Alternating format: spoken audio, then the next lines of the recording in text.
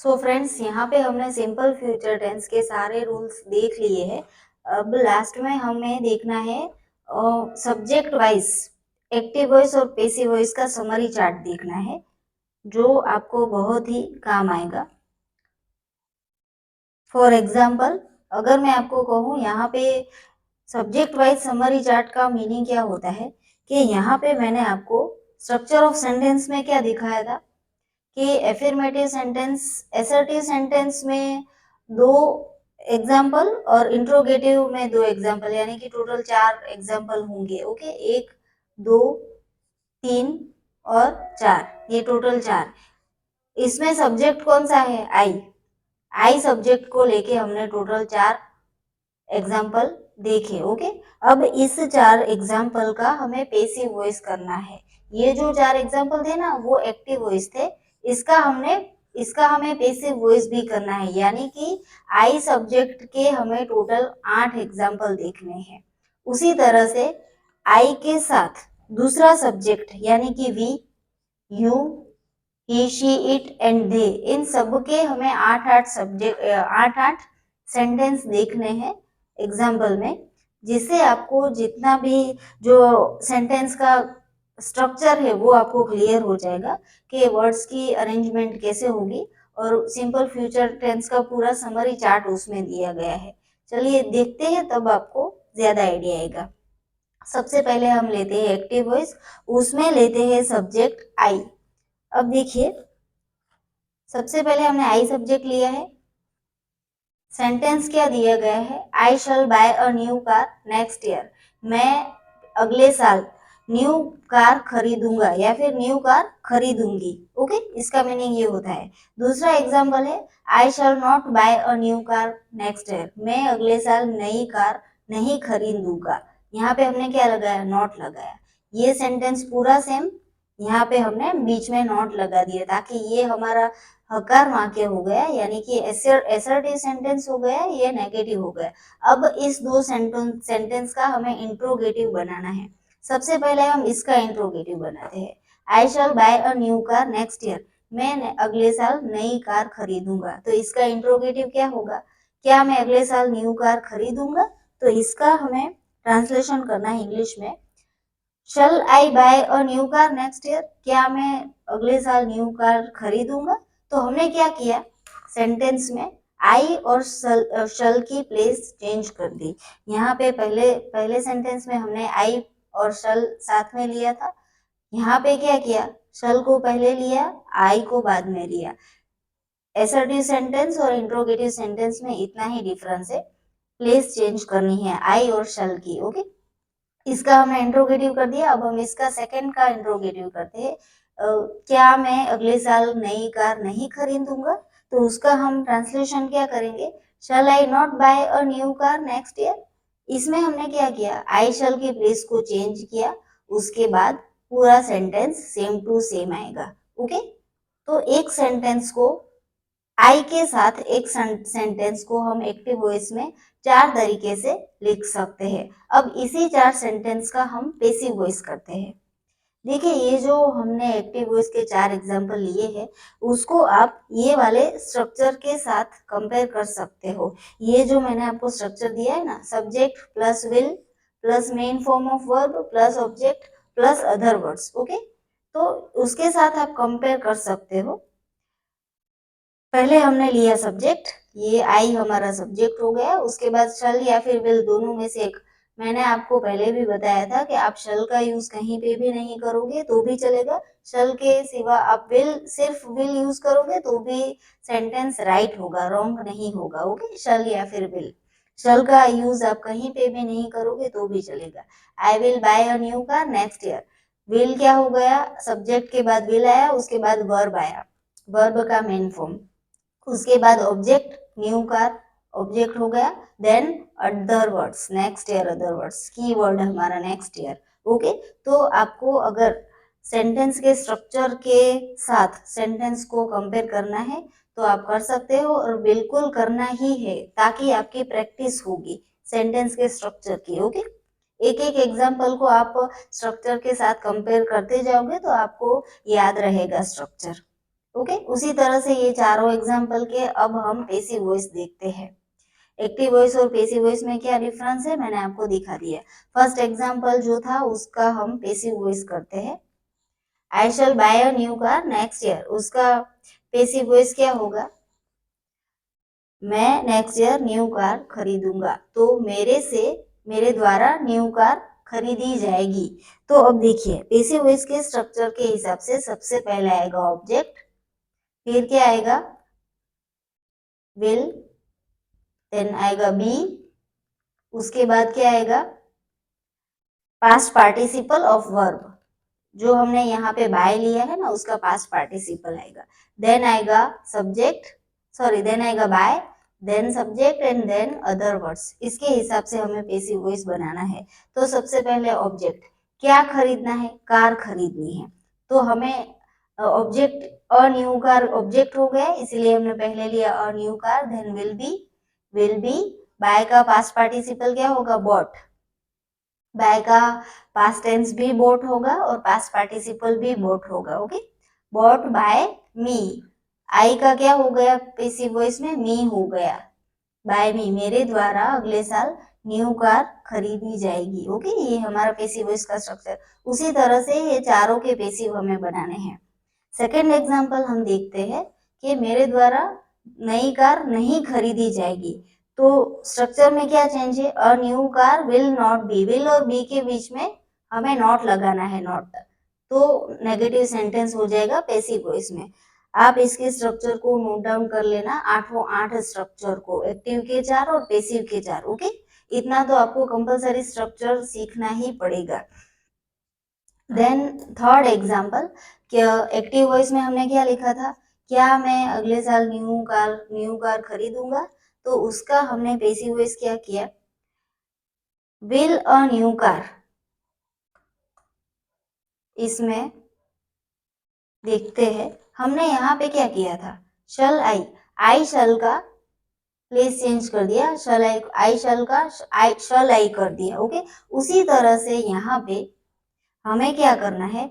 A new car will का हमें place change करना है। A new car and week will का, तो विल पहले आएगा एंड अ न्यू कार बाद में आएगा। Will a new car B bought by me next year. Okay, next जो पीछे का जो सेंटेंस है वो एज इट इज रहेगा, B bought by me next year. Okay, सिर्फ हमें विल और अ न्यू कार का प्लेस चेंज करना है। देन आएगा फोर्थ एग्जाम्पल हमारा है एक्टिव वॉइस में क्या था? Shall I not buy a new car next year, क्या मैं अगले साल नई कार नहीं खरीदूंगा? तो उसका पेसिव क्या होगा? क्या अगले साल मेरे से न्यू कार नहीं खरीदी जाएगी? तो यहाँ पे हमें क्या चेंज करना है? ये जो हमारा सेकंड एग्जाम्पल है, a new car will not B bought by me next year, उसी के साथ फोर्थ को कंपेयर करते हैं स्ट्रक्चर को। अ न्यू कार एंड विल, उसका हमें प्लेस चेंज करना है, विल अ न्यू कार, और यहाँ पे आएगा not be bought by me next year, यानी कि ये पूरा का पूरा सेंटेंस एज इट इज आएगा। ओके, ये आपने समझ लिया। ये आई के साथ हमने, सब्जेक्ट हमारा था आई के साथ हमने 8 सेंटेंस देख लिए। अब हम नेक्स्ट क्या लेंगे? आई का प्लूरल फॉर्म क्या होगा? वी। तो अब हम देखते हैं वी, आई के जगह पे हमें वी लगाना है। देखिए जितने भी सब्जेक्ट है, I, we, you, he, she, it, they, सब में सेम स्ट्रक्चर आएगा, सिर्फ सब्जेक्ट चेंज होगा। ओके, तो आपको स्ट्रक्चर इतने सारे याद करने की जरूरत नहीं पड़ेगी। एक स्ट्रक्चर आप ध्यान से देखोगे तो आपको सारे समझ में आ जाएंगे। हम लेते हैं वी में क्या कहा गया है? We will buy a new car next year, हम अगले साल न्यू कार खरीदेंगे। ओके, तो यहाँ पे देखिए हम ये सेंटेंस को यहाँ पे कंपेयर करते हैं। क्या चेंजेस है? आई की जगह पे सिर्फ हमने वी लगाया है, और शल के बारे में तो मैंने आपको बता दिया, अगर आप विल लगाओगे तो चलेगा। तो we will buy a new car next year, पूरा का पूरा सेंटेंस सेम है, सिर्फ हमने सब्जेक्ट चेंज किया। उसी तरह से सेकंड, क्या मैं नेक्स्ट ईयर नई कार खरीदूंगा? तो सॉरी, सेकेंड एग्जाम्पल हमारा क्या है कि we will not buy a new car next year, मैं अगले साल न्यू कार नहीं खरीदूंगा। ये फर्स्ट हमारा असर्टिव यानी कि अकार वाक्य था, और सेकंड है नेगेटिव यानी नकार वाक्य। ओके, नेगेटिव में क्या कहा गया है, विल और वर्ब के बीच में नॉट लगाना है, वी विल के बाद नॉट, सिर्फ इतना ही है। सेकेंड एग्जाम्पल के साथ आप कंपेयर करना चाहो तो भी कर सकते हो, आई शॉल नॉट एंड यहाँ पे we will not, place change नहीं होगी, स्ट्रक्चर सेम रहेगा। Okay, third example, will we buy a new car next year, क्या हम अगले साल न्यू कार खरीदेंगे? तो हमने क्या किया, वी और विल के प्लेस को चेंज कर दिया और कुछ नहीं किया, वी और विल के प्लेस को, will we buy a new car next year. Okay, fourth example, ये जो सेकंड है नेगेटिव, उसका इंट्रोगेटिव करते हैं, क्या मैं अगले साल न्यू कार परचेज नहीं करूंगा? तो will we not buy a new car next year, we और विल के प्लेस को चेंज करना है और कुछ नहीं करना है, बाकी का पीछे का सेंटेंस एज इट इज आएगा। ओके, इस चारों का पैसिव वॉइस देख लेते हैं कि क्या चेंजेस है। देखिए, ये जो लास्ट वाला समरी चार्ट है वो मैंने आपको क्यों दिया है, ताकि आपको पता चले, आपको आइडिया आए कि एक सब्जेक्ट के साथ हम 8 सेंटेंस बना सकते हैं और उस 8 सेंटेंस में हमें क्या क्या चेंजेस मिलेंगे। ओके, बाकी स्ट्रक्चर सेम ही है। फर्स्ट पैसिव वॉइस क्या आएगा, अ न्यू कार, इसका मीनिंग क्या होगा, we will buy a new car next year, हम लोग अगले साल न्यू कार खरीदेंगे। तो पैसिव वॉइस क्या होगा, हमारे द्वारा कार खरीदी जाएगी। तो रूल के हिसाब से सबसे पहले आएगा object, a new car will be bought by, we का पैसिव वॉइस क्या होगा, अस, बाय अस, बाकी का पूरा सेंटेंस सेम। इस सेंटेंस को आप इससे भी कंपेयर कर सकते हो। चेंजेस कहाँ पे है, मी की जगह पे हमने अस लगाया, बाकी सब सेम, सब चीजें सेम ही है। ओके, ये आप खुद कंपेयर करोगे तो ही आपको ज्यादा आइडिया आएगा। ओके, सेकेंड एग्जाम्पल में हमने क्या चेंजेस किया है, a new car will not B bought by us next year, यहाँ पे भी हमने वी का अस लिया। ओके, बाकी सब सेम। थर्ड एग्जाम्पल में हमने क्या किया, will a new car be bought by us next year, सब सेम। थर्ड एग्जाम्पल जो पैसिव का थर्ड एग्जाम्पल हमने लिया था आई के साथ, यहाँ पे उसमें सिर्फ मी की जगह पे अस लगाना है, बाकी सब सेम। ओके, यानी कि यहाँ पे सिर्फ हमें सब्जेक्ट ही चेंज करना है, बाकी स्ट्रक्चर सेम रहेगा। ओके, और हाँ, और एक चीज, जितने भी हम टेंस सीखेंगे उस टेंस में जो वर्ब होता है, हर एक पैसिव वॉइस में वर्ब का पास्ट पार्टिसिपल ही आएगा, कहीं पे भी पास्ट टेंस या फिर मेन फॉर्म नहीं आएगा, कंपलसरी पास्ट पार्टिसिपल के बिना पैसिव वॉइस नहीं बनेगा। ओके, फोर्थ एग्जांपल में क्या चेंजेस है, will a new car not be bought by us next year, changes में सिर्फ क्या है, मी की जगह पे हमने अस लगा दिया। ओके, अब फर्स्ट पर्सन सिंगुलर में आई देख लिया, फर्स्ट पर्सन प्लूरल में वी देख लिया, अब हम नेक्स्ट क्या देखेंगे, नेक्स्ट हमें देखना है ये आई और वी देख लिया, आई हो गया, वी हो गया, देन हमें देखना है यू, हमें यू देखना है। अब इसे first person second person singular में यू आएगा और सेकेंड पर्सन प्लूरल में भी यू आएगा, दोनों के स्ट्रक्चर सेम रहेंगे। ओके, थर्ड हम देखते हैं यू के साथ, you will buy a new car next year, तुम अगले साल न्यू कार परचेस करोगे। उसी तरह से यू के 4 सेंटेंस एक्टिव में और यू के 4 सेंटेंस पैसिव में। चेंजेस क्या है, यू सब्जेक्ट को हमें चेंज करना है। एक्टिव वॉइस में क्या कहा हमने, एक्टिव वॉइस में यहाँ पे यू था। ओके, पैसिव में क्या कहा गया, तुम्हारे द्वारा न्यू कार खरीदी जाएगी, तो बाय यू, यू का यू ही रहेगा पैसिव में भी, जैसे आई का हमने मी किया था, वी का अस किया था, लेकिन यहाँ पे यू का यू ही रहेगा। ओके, यहाँ पे चेंजेस कुछ नहीं होगा, सब में same you you by you. Okay, then हम देखते हैं third person singular, third person singular यानी कि ही, शी, इट तीनों आएंगे। ही को लेके हम देखते हैं, he will buy a new car next year. वो अगले साल नई कार खरीदेगा। ही यानी कि लड़के के लिए ही यूज होगा, लड़की के लिए शी यूज होगा। ओके, सब सेम आएगा, सिर्फ हमें सब्जेक्ट में ही लगाना है। ही इंट्रोगेटिव में क्या आएगा, ही और विल की प्लेस एक्सचेंज होगी, यानी कि ही विल की जगह पे ही आएगा, ही की जगह पे विल आएगा, बाकी सब सेम आएगा। ओके, अच्छा, यहाँ पे मैंने ही लिया है थर्ड पर्सन सिंगुलर में, यहाँ पे हम शी भी ले सकते हैं, अगर लड़की हो तो शी ले सकते हैं। ओके, और अगर कोई चीज हो तो इट ले सकते हैं। वो सेंटेंस पे डिपेंड करेगा कि ही आएगा, शी आएगा या फिर इट आएगा, क्योंकि कार परचेज करनी है तो पर्सन ही परचेज कर सकता है, कोई एनिमल या फिर कोई चीज परचेज नहीं कर सकता है, इसीलिए इट तो यहाँ पे बिल्कुल ही नहीं आएगा। ओके, अब देखिए यहाँ पे जो दिया है वो ऐसा जरूरी नहीं है कि थर्ड पर्सन सिंगुलर में या तो ही आए या तो शी आए, किसी लड़के का भी नाम आ सकता है और शी में लड़की का भी। अगर मैं यहाँ पे लिखती हूँ कि he will buy a new car, उसकी जगह पे मैं ये भी लिख सकती हूँ कि Rahul will buy a new car. He की जगह पे मैं किसी लड़के का नाम भी लिख सकती हूँ, और अगर मुझे शी यूज करना है तो शी की जगह पे मैं क्या यूज कर सकती हूँ, रीटा, रेशमा, कुछ भी, कोई भी लड़की का नाम। ओके, इन चारों के पेसिव में क्या चेंज होगा, a new car will be bought by him. He का हमने क्या कर दिया, हिम कर दिया, by him. Okay, by him कर दिया। उसी तरह से सेकंड, थर्ड और फोर्थ में भी सेंटेंस का स्ट्रक्चर सेम आएगा, सिर्फ हमें ऑब्जेक्ट में, सब्जेक्ट में बाय हिम लगाना है। ओके, ये था हमारा third person singular, he, she and it. Last हमारा है third person plural, they.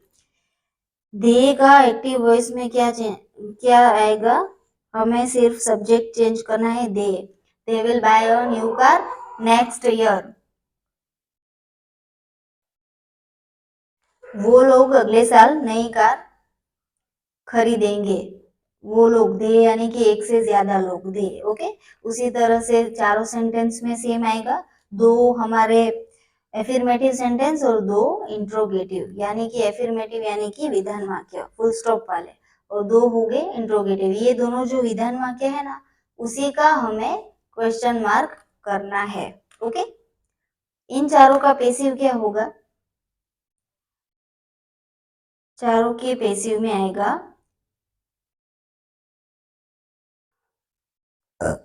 A new car will be bought by you next year. Okay, यहाँ पे प्रिंट स्पेलिंग मिस्टेक है, यहाँ पे यू नहीं आएगा, बाय देम आएगा, बाय देम। ओके, यहाँ पे भी देम। अब देखिए, अ new car will be bought bye them next year, सब सारा स्ट्रक्चर सेम आएगा, सिर्फ हमें दे को पैसिव वॉइस में क्या लेना है, bye them. Okay, THEM them, यहाँ पे यू नहीं आएगा, देम आएगा। ओके, यहाँ पे भी अ new car will not B bought bye them next year, उनके द्वारा अगले साल न्यू कार नहीं खरीदी जाएगी। ओके, बाय देम, यहाँ पे भी बाय देम आएगा, बाय देम। देन लास्ट में भी बाय देम, बाकी सब सेम आएगा। अब देखिए, यहाँ पे जो हमारा सिंपल फ्यूचर टेंस था वो खत्म हो चुका है। लास्ट में हम सेल्फ वर्कशीट देखेंगे। सेल्फ वर्कशीट में मैंने 15 ब्लैंक्स दी है, उन ब्लैंक्स को आपको कंप्लीट करना है। ओके, फ्यूचर टेंस के हिसाब से ब्लैंक्स में क्या आएगा वो हम देखते हैं। तो चलिए स्टार्ट करते हैं सेल्फ वर्कशीट एग्जाम्पल्स। ध्यान से देखिएगा ताकि आपके जितने भी डाउट्स है सिंपल फ्यूचर टेंस को लेके, वो आपके 15 ब्लैंक्स में कवर हो जाएंगे। ओके, क्लियर हो जाएंगे डाउट्स आपके। देखिए, फर्स्ट एग्जांपल हमारा है सिंपल फ्यूचर टेंस में हमें इतना तो पता ही है कि 15 के 15 जो ब्लैंक्स है उसको हमें सिंपल फ्यूचर टेंस में ही फिलअप करना है। Okay, first example, I dash for new job in foreign next year. अब देखिए, सबसे पहले ब्लैंक्स को फिलअप करने के लिए हमें दो चीजें ध्यान में रखनी है। सबसे पहला कि ब्रैकेट में क्या दिया गया है, वर्ब दिया गया है या फिर नाउन दिया गया है। ओके, ब्रैकेट को देखना है, उसके बाद देखना है कि सेंटेंस ब्रैकेट को यूज करके सेंटेंस का मीनिंग क्या निकलता है। उसके बाद हम डिसाइड कर पाएंगे कि ये कौन सा टेंस है। ओके, थर्ड केस में हमें क्या देखना है कि उसमें कीवर्ड कौन सा दिया गया है जिससे हम आइडेंटिफाई कर पाए कि ये कौन सा टेंस है। ओके, फिलहाल तो आपको पता ही है कि ये 15 जो ब्लैंक्स दी गई है वो सिंपल फ्यूचर टेंस की है, लेकिन सारी मैशअप ब्लैंक्स अगर आपको दी गई सारे टेंस को मिला के, तो आपको उसमें ये भी देखना पड़ेगा कि ये कौन सा टेंस है। ओके, सबसे पहले हम देखते हैं कि ब्लैंक को ब्रैकेट को यूज करके सेंटेंस का मीनिंग क्या निकलता है, उसके बाद हम ब्लैंक को फिलअप करते हैं। कहा गया है कि I dash for new job in foreign next year, bracket में दिया गया है अप्लाई। ओके, अप्लाई यानी कि जॉब के लिए अप्लाई करना। ओके, अब देखिए क्या कहा गया है, मैं नेक्स्ट ईयर यानी कि अगले साल, कीवर्ड हमारा मिल गया, अगले साल मैं फॉरेन में जॉब के लिए अप्लाई करूंगा। ओके, यानी कि अर्जी करूंगा। तो यहाँ पे नेक्स्ट ईयर हमारा कीवर्ड हमें मिल गया, इससे पता चलता है कि ये सिंपल फ्यूचर टेंस है। इसीलिए सिंपल फ्यूचर टेंस के स्ट्रक्चर के हिसाब से सबसे पहले आएगा सब्जेक्ट जो हमें दिया गया है ऑलरेडी आई, उसके बाद आएगा विल, देन आएगा अप्लाई, वर्ब का मेन फॉर्म ही आएगा, अप्लाई का अप्लाई ही रहेगा। I will apply for new job in foreign next year, मैं अगले साल फॉरेन में न्यू जॉब के लिए अर्जी करूंगा या फिर अर्जी करूंगी। ओके, आई वो लड़का है या लड़की हमें नहीं पता है, इसीलिए हम इसमें कुछ भी लगा सकते हैं, या तो लड़का या तो लड़की। Second example, we dash our house in next Diwali, bracket में दिया गया है पेंट, पेंट यानी कि कलर करवाना, कलर करवाना। फिर क्या कहा गया है कि we dash our house in next Diwali, हम नेक्स्ट दिवाली अगली दिवाली में कलर घर को कलर करवाने वाले हैं। ओके, घर को कलर करवाएंगे।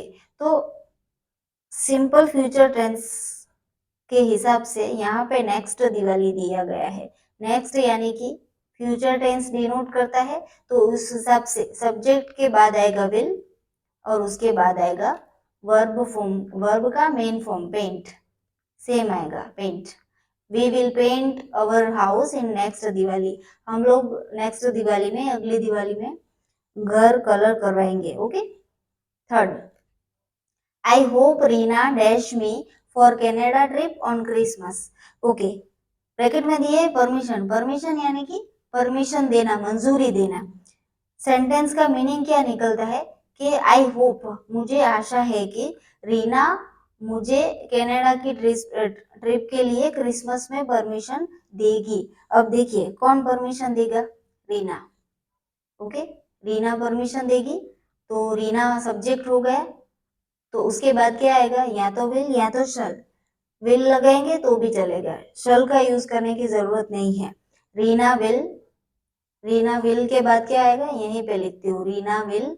अब देखिए परमिशन यानी मंजूरी, परमिशन हमारा नाउन है, हमें कंपलसरी वर्ब लेना है, नाउन नहीं लेना है। अगर आपको ऐसा लगे कि ब्रैकेट में हर बार वर्ब ही दिया गया होगा, तो ऐसा जरूरी नहीं है, ब्रैकेट में कभी कभी नाउन दिया गया है तो हमें नाउन का वर्ब में कन्वर्ट करके उसके बाद वर्ब का फॉर्म लगाना है। परमिशन यानी मंजूरी और परमिट यानी मंजूरी देना, PERMIT, परमिट यानी मंजूरी देना और परमिशन यानी कि मंजूरी। ओके, उस तरह से यहाँ पे रीना के सब्जेक्ट के बाद आएगा विल और विल के बाद आएगा permit, PERMIT, will permit. I hope Reena will permit me for Canada trip on next Christmas. मुझे आशा है कि रीना मुझे क्रिसमस में कनाडा ट्रिप के लिए परमिशन देगी, विल परमिट। ओके, नेक्स्ट है fourth example, Megha dash soon here. अब देखिए सून हियर यानी कि जल्दी से, कम यानी आना, ब्रैकेट में दिया गया है कम, यानी कि मेघा जल्दी आने वाली है, मेघा जल्दी आएगी। तो कुछ नहीं करना है, मेघा सब्जेक्ट हो गया, उसके बाद विल, और कम तो वर्ब ही है, इसलिए एज इट इज कम का कम ही आएगा, will come. Megha will come soon here, Megha जल्दी यहाँ पे आएगी। Okay, fifth example, I am dash to dash movie after half an hour. अब देखिए यहाँ पे मैंने ब्रैकेट में क्या दिया है, वॉच, वॉच यानी देखना, क्या देखना, मूवी। सेंटेंस का मीनिंग क्या निकलता है, I am dash to dash movie after half an hour, मैं आधे घंटे बाद मूवी देखने जाऊंगी, मूवी देखने जाने वाली हूँ। सबसे पहले आपको ये पता होना चाहिए कि अगर हम विल लगाते हैं तो विल के बाद वर्ब का मेन फॉर्म आएगा विल वॉच। ओके, लेकिन यहाँ पे तो बीच में हमें टू दिया गया है। क्यों टू दिया गया है, क्योंकि मैंने आपको सिंपल फ्यूचर टेंस में दिखाया था कि फ्यूचर टेंस में हम गोइंग टू का भी यूज कर सकते हैं। ओके, तो सब्जेक्ट के बाद क्या आया, इज एम आर, तीनों में से एक लेना है, तो आई के साथ हमेशा एम आएगा, इज और आर नहीं आएगा। ओके, आई के साथ कंपलसरी एम आएगा। I am going to watch movie. Okay, आपको ध्यान में रखना है, ऐसा जरूरी नहीं है हर बार सिंपल फ्यूचर टेंस में विल ही आएगा। ओके, बीच में टू है इसीलिए आपको याद करना है कि यहाँ पे विल टू वॉच नहीं आएगा, गोइंग टू वॉच आएगा। और वैसे भी आई के बाद सब्जेक्ट के बाद एम दिया गया है। Okay, next example 6, mom whatever you say, mom आप जो भी कहो, I dash not dash to school today. अब देखिए मैं ब्रैकेट में दिया गया है गो, गो यानी जाना, नॉट यानी नहीं, तो मतलब क्या कहा गया है कि मैं आज स्कूल नहीं जाऊंगी। इसका मतलब ये निकल गया। अब हमें सेंटेंस को कंप्लीट करना है। मॉम वॉट एवर यू से, मम्मी आप जो भी कहो, आई के सब्जेक्ट के बाद आएगा विल, देन उसके बाद आएगा नेगेटिव सेंटेंस है इसीलिए नॉट लगा ही है। I will not go, verb का main form as it is go. I will not go to school today, मैं आज स्कूल नहीं जाऊंगी। Okay, next 7th, dash you dash tomorrow's welcome party. अब देखिए लास्ट में दिए है क्वेश्चन मार्क, और दूसरा हमें हिंट कौन सा दिया गया है, सबसे पहले ब्लैंक है। अगर सबसे पहले ब्लैंक हो और बाद में सब्जेक्ट दिया गया हो तो हमें समझना है कि ये इंट्रोगेटिव सेंटेंस है, यानी कि इंट्रोगेटिव सेंटेंस में पहले क्या आएगा, पहले आएगा विल या फिर शल। ओके, अब देखिए पहले सेंटेंस का मीनिंग देखते हैं, dash you dash tomorrow's welcome party. इसका मीनिंग होता है कल की वेलकम पार्टी में ज्वाइन, ब्रैकेट में दिया है ज्वाइन, ज्वाइन यानी कि ज्वाइन करना, क्या ज्वाइन करना, कल की वेलकम पार्टी। किसको करनी है, यू, तुम्हें। तो मतलब हमसे पूछा जा रहा है कि क्या तुम कल की वेलकम पार्टी ज्वाइन करोगे। ओके, तो हमें अगर इंट्रोगेटिव सेंटेंस दिया गया है तो उसमें सबसे पहले हम क्या लगाएंगे, विल। उसके बाद विल के बाद आ गया सब्जेक्ट, और यू के सब्जेक्ट के बाद आ गया वर्ब का main form join. Will you join tomorrow's welcome party, क्या तुम कल की वेलकम पार्टी ज्वाइन करोगे। ओके, नेक्स्ट है हमारा 8वां सेंटेंस। क्या कहा गया है, students dash not dash by teacher to go in rain. Go in rain यानी कि बारिश में जाना। अब देखिए ब्रैकेट में दिया गया है अलाउ, अलाउ यानी कि मंजूरी देना, अलाउड करना। ओके, परमिशन देना। अब देखिए कहा गया है कि स्टूडेंट्स को टीचर रेन, बारिश में जाने के लिए अलाउ नहीं करेंगे। ओके, अब देखिए किसको अलाउ करना है, स्टूडेंट्स को, और कौन अलाउ करेगा, टीचर। मतलब कि टीचर के द्वारा, बाय टीचर। हिंट में हमें दिया गया है बाय, बाय यानी कि पेसिव वॉइस में बाय आ गया। ओके, हमें ये तो पता चल गया कि ये पेसिव वॉइस है। किसके द्वारा मंजूरी नहीं मिलेगी, टीचर के द्वारा, और किसको, स्टूडेंट्स को। तो यहाँ पे सबसे पहले ऑब्जेक्ट आ गया स्टूडेंट्स, ये भी हमारा हिंट हो गया कि स्टूडेंट्स ऑब्जेक्ट है, तो पेसिव वॉइस में सबसे पहले ऑब्जेक्ट ही आएगा। अब देखिए पेसिव वॉइस के स्ट्रक्चर के हिसाब से क्या आएगा, स्टूडेंट्स विल नॉट, नॉट के बाद क्या आएगा, बी, नॉट बी अलाउड, यहाँ पे लिखती हूँ be allowed. Students will not be allowed by teacher to go in rain, यानी कि स्टूडेंट्स को टीचर के द्वारा बारिश में जाने की अनुमति नहीं मिलेगी। ओके, आपको ये सब चीजें ब्लैंक्स को फिलअप करने के टाइम पे ध्यान में रखनी है कि ब्रैकेट में क्या दिया गया है, नाउन है या फिर वर्ब। अगर नाउन है तो हमें उसका वर्ब बनाना है, उसके बाद सेंटेंस को कंप्लीट करना है। देन सेंटेंस का मीनिंग क्या निकलता है, देन कौन सा टेंस है, उसमें कीवर्ड कौन सा दिया गया है, एक्टिव वॉइस है या पैसिव वॉइस, ये सब चीजें ध्यान में रखने के बाद ही हमें ब्लैंक्स को फिलअप करना है। ओके, नाइन्थ एग्जाम्पल में क्या दिया गया है, I swear I dash my time in next exam. Waste bracket में दिया है वेस्ट, वेस्ट यानी कि वेस्ट करना, वेस्ट करना यानी कि बर्बाद करना। क्या क्या वेस्ट करना, नेक्स्ट एग्जाम में टाइम, मैं समय बर्बाद नहीं करूंगी। आई स्वेर मैं नेक्स्ट एग्जाम में मेरा समय बर्बाद नहीं करूंगी। ओके, तो ये सिंपल सा एक्टिव वॉइस का सेंटेंस है। आई के बाद सब्जेक्ट है आई, इसीलिए आई के बाद आएगा विल और then waste, I will not waste. अब देखिए इस ये वाले एग्जाम्पल में क्या है, हम ऐसा तो नहीं बोल सकते ना कि मैं आई स्वेर मैं कसम खाती हूँ कि मैं नेक्स्ट एग्जाम में टाइम बर्बाद करूंगी, ऐसा नहीं बोलेंगे। हम ऐसा ही बोलेंगे कि टाइम बर्बाद नहीं करूंगी। ओके, तो हमें थोड़ा लॉजिक लगा के यहाँ पे विल वेस्ट नहीं लगाना है, विल नॉट वेस्ट लगाना है। Okay, will not waste, is it clear? Then आएगा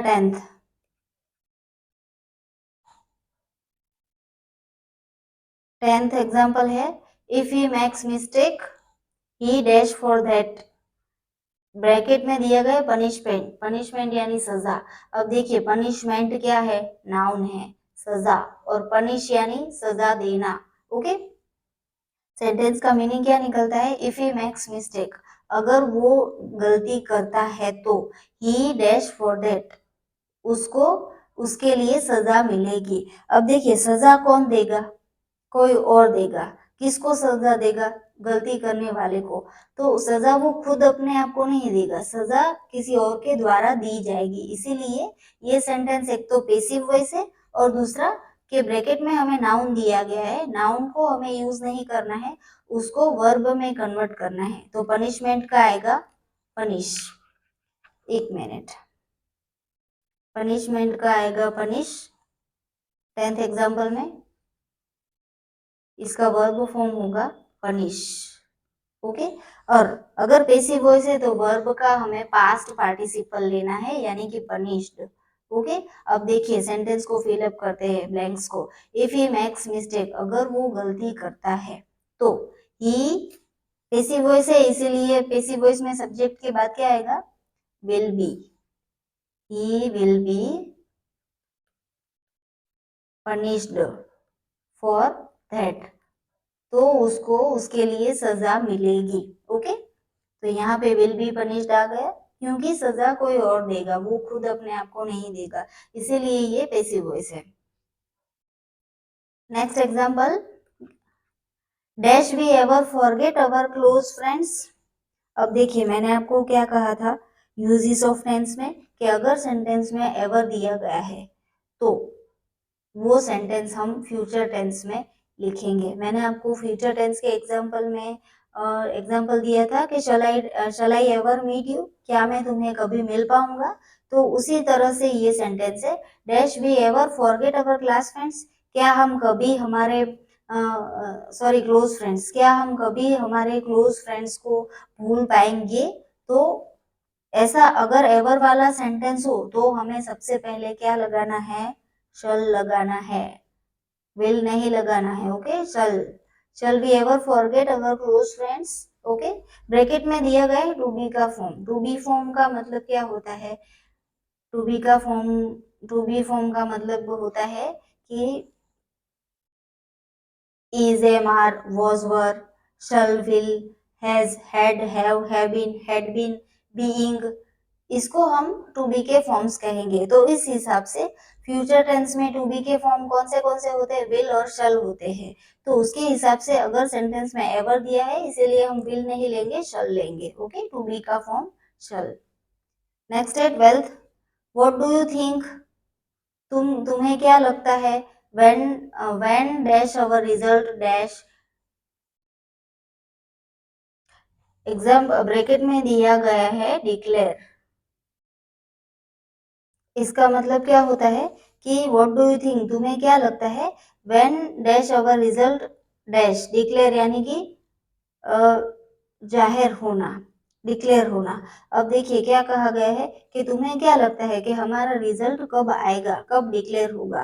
तो क्या डिक्लेयर होगा, रिजल्ट डिक्लेयर कौन करेगा, ऑब्वियसली कॉलेज वाले या फिर स्कूल वाले, ओके, टीचर्स ही डिक्लेयर करेंगे। तो क्या डिक्लेयर होगा, रिजल्ट, यानी कि यहाँ पे हमें सब्जेक्ट नहीं दिया गया है, ऑब्जेक्ट दिया गया है, इसीलिए ये पैसिव वॉइस है। रिजल्ट खुद अपने आप को डिक्लेयर नहीं होगा, रिजल्ट को डिक्लेयर किया जाएगा किसी और के द्वारा, इसीलिए ये पैसिव वॉइस है। हमें लॉजिक लगा के ब्लैंक्स को फिलअप करना है। तो देखिए सबसे पहले यहाँ पे इंट्रोगेटिव सेंटेंस है, तो स्टार्टिंग हमें या तो विल से करनी है या तो शल से। तो यहाँ पे हम विल लगा देंगे, विल। फिर पैसिव वॉइस है, इसीलिए ऑब्जेक्ट के बाद आएगा बी, यानी कि रिजल्ट के बाद आएगा बी, और डिक्लेयर का पास्ट पार्टिसिपल क्या होगा, declared, DECLARED, will be declared. When will our result be declared, हमारा रिजल्ट कब डिक्लेयर होगा, ओके।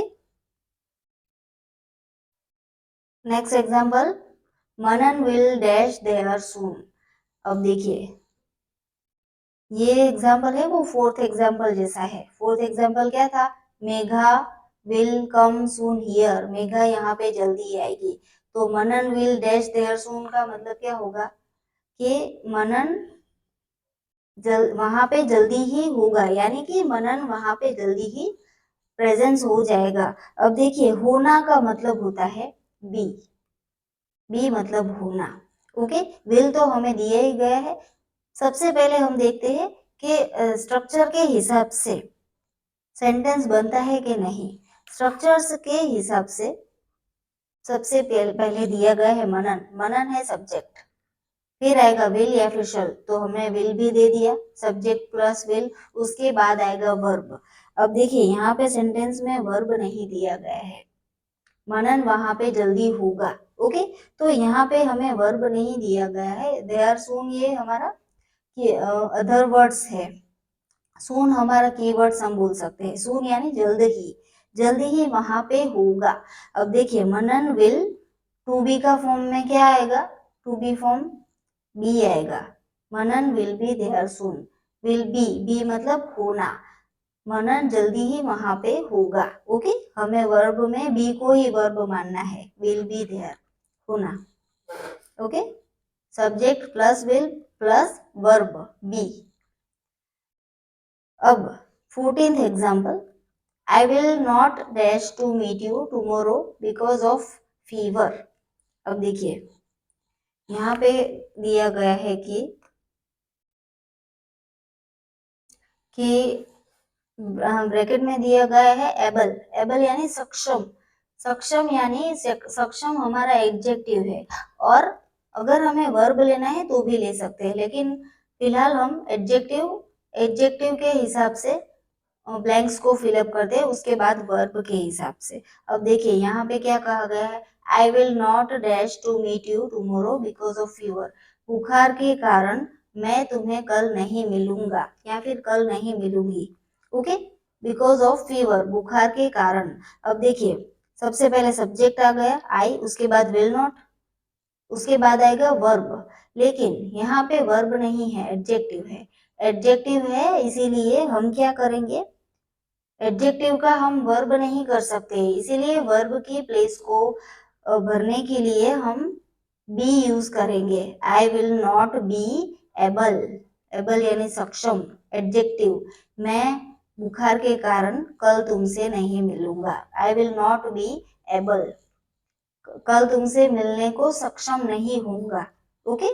तो will not be able, sentence को इस तरह से हमें फिलअप करना है। लास्ट हम देखते हैं 15th वाला, may be one day I dash go for world tour. May be one day यानी कि शायद एक दिन, ब्रैकेट में दिया गया है टू बी का फॉर्म। अब यहाँ पे हमें क्या लगाना है, टू बी का फॉर्म लगाना है। टू बी के फॉर्म में क्या आएगा, is, am, are, was, were, have, has, had, be, been, being, okay, ये सब हमारा टू बी के फॉर्म में आएगा। शायद एक दिन मैं वर्ल्ड टूर में जाऊंगा, तो यहाँ पे क्या आएगा, टू बी का फॉर्म आई के साथ क्या आएगा, आई हमारा सब्जेक्ट है, उसके बाद या तो विल या तो शल, इसलिए यहाँ पे विल आएगा। I will go for world tour, शायद एक दिन मैं वर्ल्ड टूर के लिए जाऊंगा। वर्ल्ड टूर यानी कि दुनिया की सैर के लिए, ओके, दुनिया देखने के लिए। So friends, here we finish our simple future tense, and in the next lecture we will start our new tense. I hope you will like my videos. Thank you.